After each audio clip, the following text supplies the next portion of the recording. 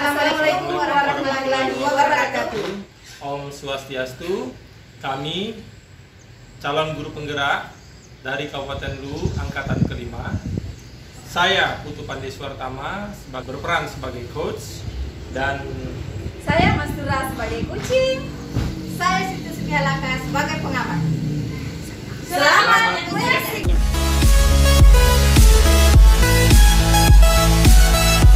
Salam Pak. Assalamualaikum Ibu Subia, bagaimana kabarnya hari Alhamdulillah, sehat Pak. Gimana kabarnya Pak Putu? Baik-baik Ibu. Apakah saya mengganggu aktivitasnya Ibu hari ini? Oh, tidak jadi masalah Pak. Tidak jadi masalah Pak, mungkin ada yang bisa saya bantu Pak? Begini Bu, besok saya ada jadwal untuk melakukan coaching kepada Ibu Mastura. Beliau tadi datang menghampiri saya bahwa untuk meminta bantuan atas permasalahan yang ia hadapi saat ini. Sebelum melakukan praktek coaching, biasanya seorang coach itu harus memiliki 3 kompetensi inti. Nah, di sini apakah Bapak di sini, Pak Putu di sini sudah mengetahui perihal kompetensi itu? Ya, untuk menjadi seorang coach ya tentu kita harus memiliki kompetensi, diantaranya adalah menjadi atau mendengar sebagai pendengar aktif. Kemudian yang kedua adalah seorang coach itu harus mengajukan pertanyaan yang berbobot. Kemudian yang berikutnya adalah bagaimana seorang coach itu dia harus memposisikan dirinya secara penuh atau yang disebut dengan present. Oke. Terus menurut Pak Putu, 3 kompetensi yang Pak Putu kuasai ini sebagai coach, menurut Pak Putu itu mendengarkan aktif, menyimak dalam praktek coaching seperti apa Pak?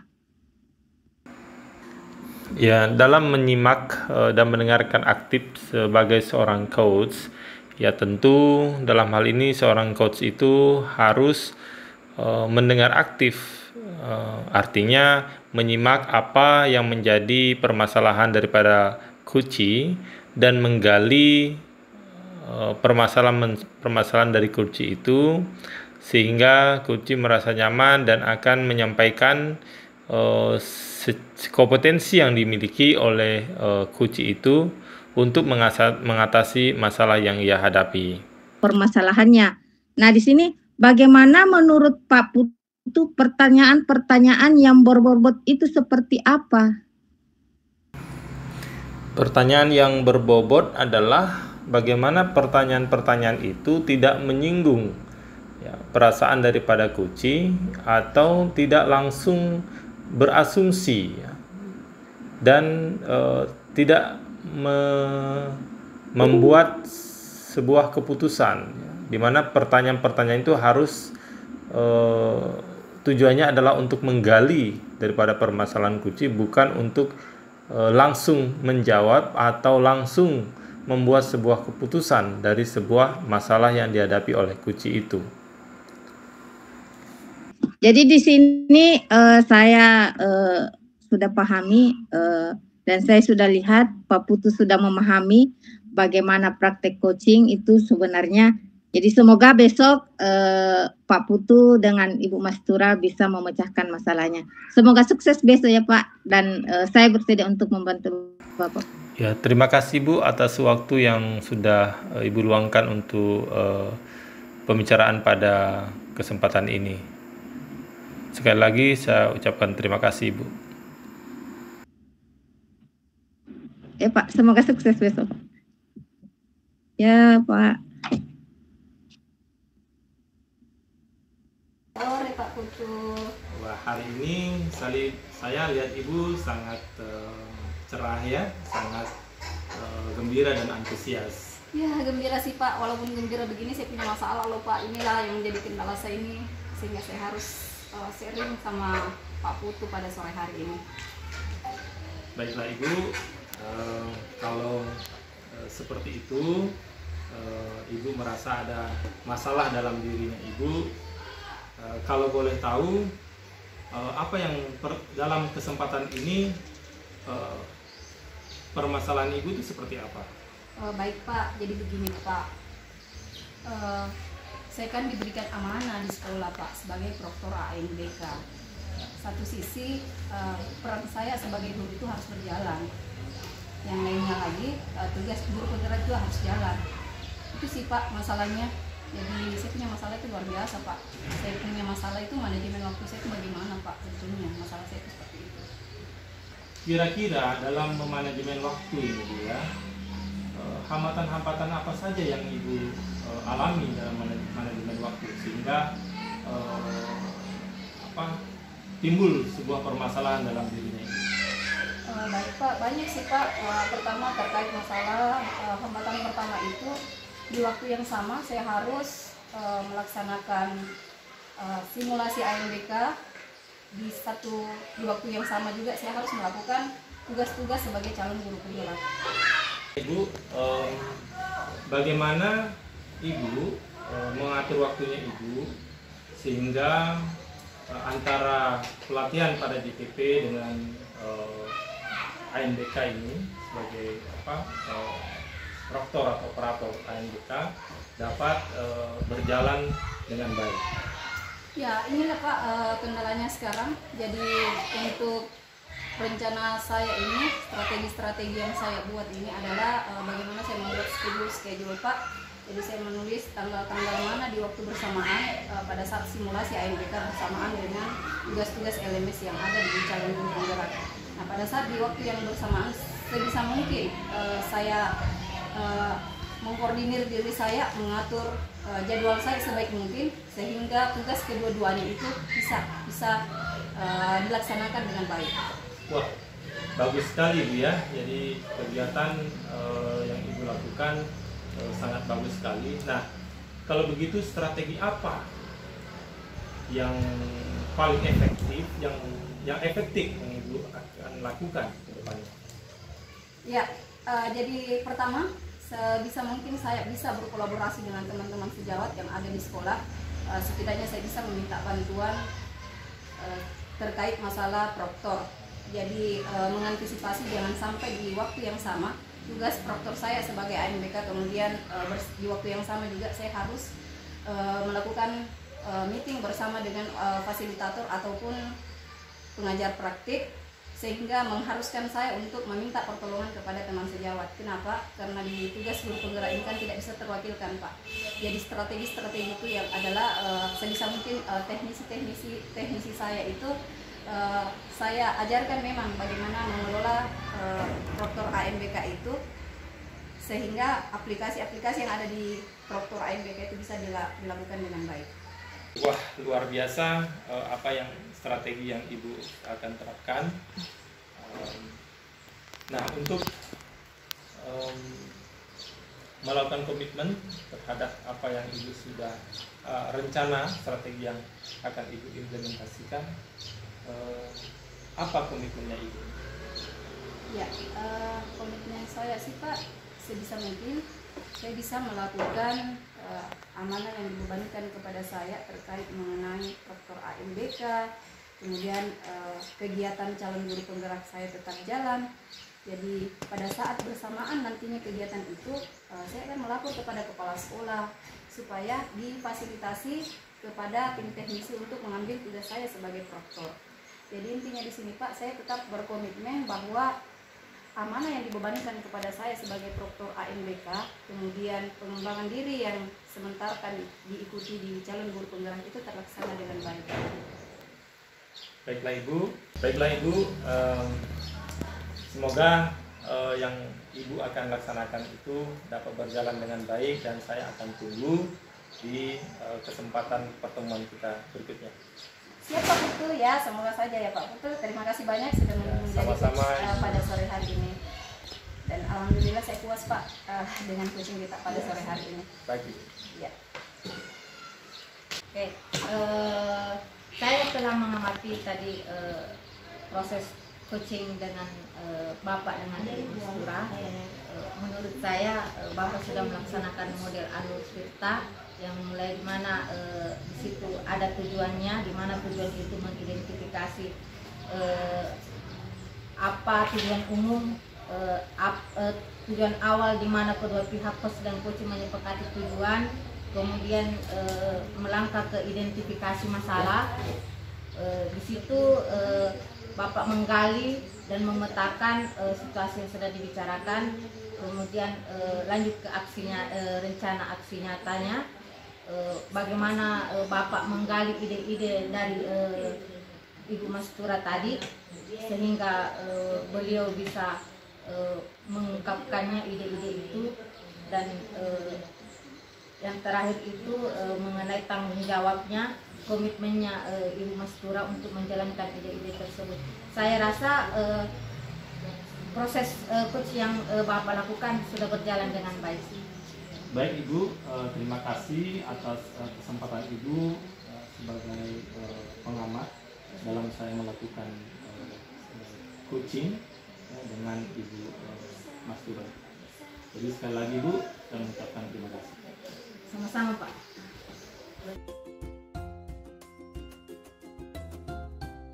Selamat malam Pak Putu. Selamat malam Ibu.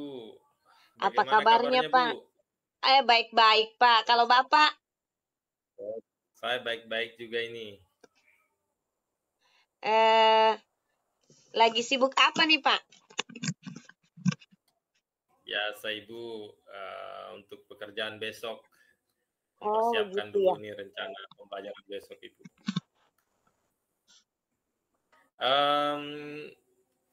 Tapi Ibu, dengar-dengar Ibu mau merencanakan sebuah coaching ya? Dengan Ibu siapa? Ibu Subia ya? Iya Pak. Rencana begitu Pak besok. Katanya ada sedikit permasalahannya yang akan dibahas. Oh, jadi besok ya Ibu Iya merencanakannya? Pak. Iya Pak. Ya. Apa yang bisa saya bicarakan hari ini, Bu? Apa yang saya bisa bicarakan hari ini? Mungkin sedikit Pak tentang alur-alurnya atau bagaimana? Oh iya. Begini, kan dalam melakukan sebuah coaching itu tentu kita harus menggunakan, artinya kita dianjurkan untuk menggunakan model tirta, seperti itu Ibu. Jadi mulai dari tujuan, kemudian masuk ke tahap bagaimana mengidentifikasi, nah, kemudian rencana aksi, serta menentukan komitmen atau tanggung jawab kunci di situ. Nah, tentu Ibu sudah mempersiapkan ya, persiapan untuk melakukan coaching besok ya. Sudah Pak, lumayan. Oh iya. Jadi apa ya yang Ibu sudah persiapkan Ibu untuk besok? Saya besok itu rencananya mempersiapkan terlebih dahulu menguasai alur tirtanya Pak. Terus harus menguasai 3 kompetensi dalam coaching yang perlu yang dikembangkan, Ya. yaitu kehadiran penuh. Ibu sudah persiapkan Ibu untuk besok? Saya besok itu rencananya mempersiapkan terlebih dahulu menguasai alur tirtanya Pak. Terus harus menguasai 3 kompetensi dalam coaching yang perlu yang dikembangkan, Ya. yaitu kehadiran penuh, mendengarkan secara aktif, dan mengajukan pertanyaan secara berbobot Pak. Oh iya. Kemudian kan Ibu menyatakan ada 3 tadi indikatornya kan? Iya Pak. Agar sebuah perjalanan coaching itu menarik dan berhasil dengan baik, tentu ada 3 indikator tadi. Nah, tapi yang mana Ibu ingin melakukan sebuah atau memprioritaskan yang mana dari ketiga indikator pencapaian pengembangan kompetensi yang Ibu akan lakukan? Dari 3 kompetensi tersebut, Pak, saya terlebih dahulu akan mengembangkan kompetensi dalam mendengarkan secara aktif agar teman yang saya coaching merasa diperhatikan dan merasa fokus untuk mendengarkan apa yang permasalahannya. Oh iya, jadi intinya Ibu memang benar Bu ya, tentu kita juga harus mendengarkan aktif ya, Iya, Pak. sebagai pendengar aktif lah Iya, betul ketika sekali, coach Pak. sedang menceritakan masalah-masalahnya. Iya, Pak, Nah, betul.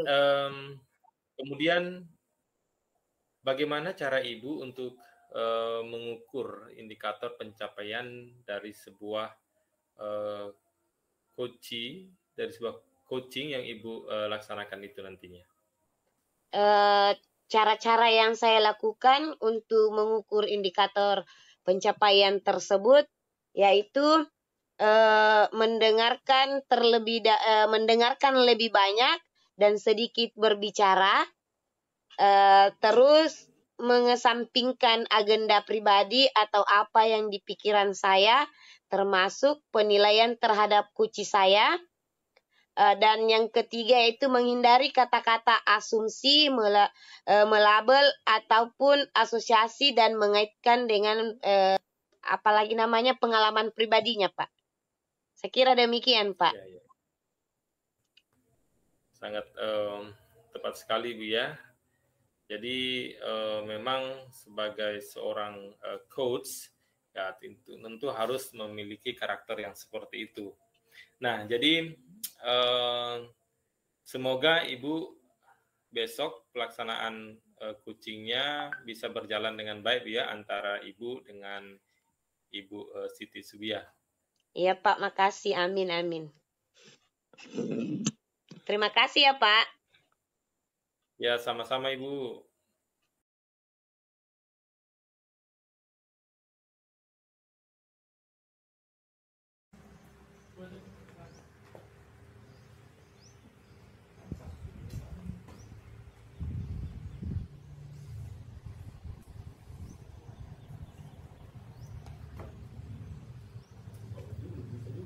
Selamat siang, Bu. Siang. Ada yang bisa dibantu? Iya, Bu. Silakan duduk. Oke. Begini, Bu, saya mau curhat sedikit, Bu, tentang masalah saya. Boleh? Begini Bu, saya itu percaya sama Ibu. Saya yakin Ibu bisa memberikan pencerahan khususnya pada kegelisahan diri saya sekarang ini Bu. Mudah-mudahan dari hasil diskusi ini ada pencerahan, ada solusi yang saya dapatkan dari obrolan ini. Namanya Ibu punya masalah apa? Begini Bu, saya itu dulu awalnya duduk di kelas 4, mengajar di kelas 4. Nah, pada saat tahun ajaran baru ini, saya ditunjuk untuk menjadi guru kelas 5. Nah, disinilah permasalahan saya, karena saya menyanggupi untuk duduk di kelas 5. Nah, sementara saya duduk di kelas 5 berjalan waktu, ternyata ada program yang namanya ANBK. Nah, permasalahan saya di sini, Bu, saya itu kurang memahami tentang IT. Saya sudah terjalin chemistry dengan siswa saya yang dulunya kelas 4, makanya saya menyanggupi untuk naik di kelas 5. Oh, siswa yang kelas 5 sekarang adalah anak wali Ibu waktu di kelas 4 ya? Betul, Bu. Dari penjelasan Ibu, hambatan seperti apa yang Ibu alami? Kalau hambatan sih Bu, yang paling utama itu adalah masalah IT, karena saya tidak menguasai tentang IT, Bu.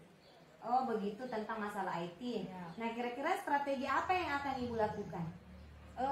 Strateginya saya ingin memberdayakan teman-teman di sekolah yang menguasai IT. Saya ingin meminta bantuan ke mereka untuk melatih siswa-siswa saya, atau saya ingin juga meminta bantuan ke mereka bagaimana mereka memberikan motivasi ke saya agar saya bisa lebih belajar lagi tentang IT, sehingga saya dengan siswa saya itu lebih dan saya juga ingin meminta bantuan ke kepala sekolah bagaimana saya ingin meminta tambahan waktu kepada kepala sekolah agar saya bisa lebih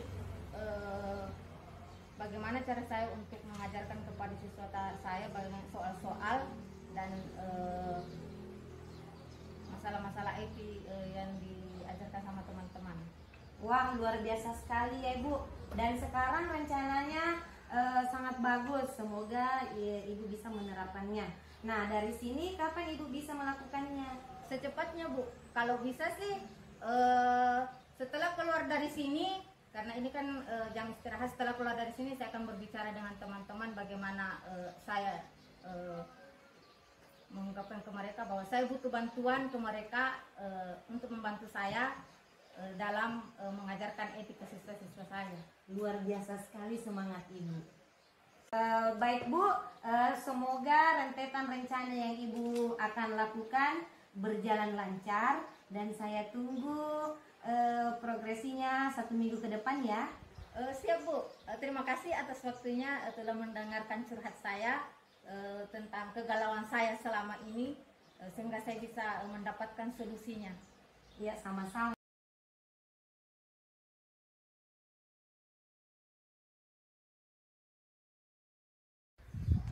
Baik Ibu, dari pembicaraan Ibu tadi, Ibu sudah melakukan coach dengan coachingnya dengan cara yang baik sesuai dengan alur tirta, yaitu di mana ada tujuannya, kemudian ada identifikasinya, kemudian ada rencana aksinya dan apa kemudian komitmen coachingnya ke depan untuk melaksanakan rencana-rencana yang sudah dibicarakan tadi. Jadi sangat luar biasa Ibu sudah memberikan pengaruh yang baik, yang memberikan feedback yang baik kepada coachingnya sehingga coachingnya merasa lebih antusias, lebih semangat dan bebas dari prasangka yang pesimis jadi menjadi optimis. Dan demikian Bu, sangat luar biasa sekali dan bisa dipraktikkan dan kembangkan Bu ke depan. Iya, terima kasih Pak atas bantuannya sebagai pengamat dan semoga kita bisa saling melengkapi dalam membantu rekan-rekan sejawat kita untuk mengatasi. Ya Pak, silahkan ada yang bisa saya bantu Pak? Begini Bu, sebenarnya ini masalah ini sudah 2 hari yang lalu saya selalu pendam dalam hati saya. Ya. Nah, kebetulan hari ini saya berjumpa dengan Ibu. Permasalahan saya seperti ini Bu, dan saya berharap dari permasalahan ini mendapatkan sebuah solusi dan semangat untuk saya. Nah, jadi siswa saya itu Bu, ada 2 orang, 3 orang siswa, dia selalu datangnya terlambat dan juga tidak hadir ke sekolah. Biasanya 2 hari datang ke sekolah, kemudian 2 harinya lagi tidak datang lagi ke sekolah. Kemudian saya merasa sebagai guru, apakah saya kurang dalam mengimplementasikan metode atau sumber belajar yang saya gunakan sehingga siswa saya seperti itu. Kira-kira Bapak sudah mengidentifikasi permasalahan apa yang murid ini akhir-akhir ini hadapi? Ya, begini Bu, saya sudah melakukan survei kepada siswa saya ini. Jadi saya mengidentifikasi karakternya seperti apa melalui saya bertanya dengan tetangganya, kenapa anak ini biasanya terlambat datang, kemudian dikategorikan malas datang ke sekolah karena biasanya Bu itu 1 minggu 2 kali saja datang ke sekolah. Jadi seperti Bu, jadi intinya saya sudah melakukan pendekatan kepada siswa dengan cara mendatangi rumah siswa tersebut dan bertanya kepada orang tuanya. Kesempatan apa yang kira-kira bagi agar kedepannya kondisi anak ini kembali normal? Oke, begini Bu, saya akan berusaha untuk membangun cara saya dalam hal ini adalah bagaimana cara saya melakukan pendekatan kepada siswa, kemudian bagaimana saya menggunakan strategi dan teknik pembelajaran, media pembelajaran, karena saya rasa hal itu yang membuat salah satu siswa saya menjadi malas datang ke sekolah, kemudian hanya waktu-waktu tertentu datang ke sekolah. Nah, itu yang akan saya lakukan. Terus hambatan apa yang Bapak alami saat ini? Begini Bu, kebetulan saat ini banyak kesibukan Bu. Saya banyak mengikuti pelatihan-pelatihan, kemudian jam mengajar saya kan sampai jam 12.05. Ya. Kemudian setelah itu saya menyusun kelengkapan mengajar saya atau persiapan mengajar saya untuk esok harinya. Kemudian juga saya harus melakukan kolaborasi dengan guru-guru di sekolah. Dari skala 1 sampai 10, Bapak kira-kira berada di mana nih? Saat ini Bu, jujur saya berada di posisi 5. Karena apa? Karena permasalahan di kelas saya ini dengan ketidakhadiran siswa yang tidak maksimal. Kira-kira solusi apa yang baik untuk hambatan Bapak ini? Yang sudah saya lakukan Ibu adalah saya mengoptimalkan dalam menggunakan media pembelajaran yang inovatif, yaitu dengan bagaimana melihat dulu karakteristik siswa. Jangan sampai di kelas saya itu ada siswa yang mungkin kurang dalam memahami materi, tetapi saya memaksakan diri untuk cepat menghabiskan atau cepat menyelesaikan materi yang saya ajarkan, topik atau subbahasan yang saya ajarkan. Dan saya akan menggunakan memilih metode pembelajaran yang tepat, seperti mungkin yang saya gunakan nanti itu yaitu discover learning sama inquiry learning. Terus jangka waktu yang akan dilakukan? Tadi Bapak sebutkan ingin berada di skala 9. Kira-kira skala 9 itu seperti apa ya Pak? Begini Bu, kemarin kan siswa saya itu banyak yang bermalas-malasan, kemudian belajarnya dia tidak efektif. Tentu saya ingin ke skala 9, di mana siswa itu dia lebih rajin datang ke sekolah, lebih aktif di kelas, seperti itu. Artinya siswa itu dia lebih optimal dalam menerima pembelajaran di sekolah. Itu ide yang bagus sekali Pak. Semoga dapat terselesaikan permasalahan ini dan dengan suasana yang lebih baik ke depannya.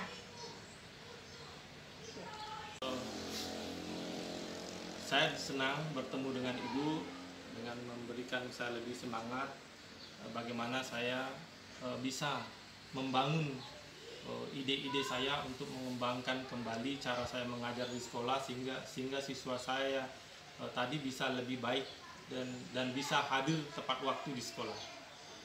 Semoga pertemuan kita ini bisa memberikan manfaat kepada Bapak dan bisa melaksanakannya apa yang Bapak rencanakan. Saya tunggu implementasinya ke depan, bagaimana hasil dari pertemuan.